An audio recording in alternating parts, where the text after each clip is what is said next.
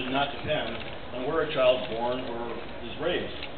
And relying on property tax primarily to fund K-12 education is inherently unfair and unequal. And that's what we've moved to increasingly in the last decade because, again, under Governor Clemente, the per pupil state aid has been cut by an average of $1,300 per student after inflation. Now, I taught first job out of college in a public school in New York City. I've always said it was the toughest job I ever had. I had 32 kids in a 9th grade classroom, and I couldn't reach individually all of those students.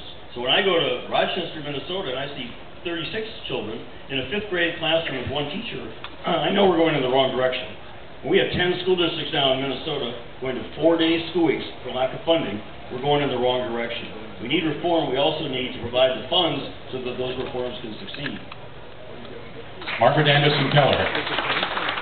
And Sarah, as a mom with kids in Minnesota public schools, my kids are 16 and 13, I have been on the front line of this with you as I've seen property taxes rise, and there are not enough bake sales and book sales and wrapping paper sales in this state to raise the sort of money that we need. We need to do this fairly. We need to do it in a balanced approach. And what I'm going to do is, whether you're a kid in Redwood Falls, or you're a kid in Roseville, or you're a kid in Roseau, Minnesota, or you're a kid in Rochester, you're going to have an equitable education again in the state of Minnesota, because I'm the only candidate that has a plan to do it over the next 6 years, to make sure that we relieve $600 million of property tax burden on all property taxpayers across this state, and make sure that we get back that equitable education. And can I also say, as a former state 4-H president, I think there's more to education than just in the doors of the school. We need to restore our commitment to 4-H and FFA, so there's out-of-school time activities for kids all across the state, including rural kids.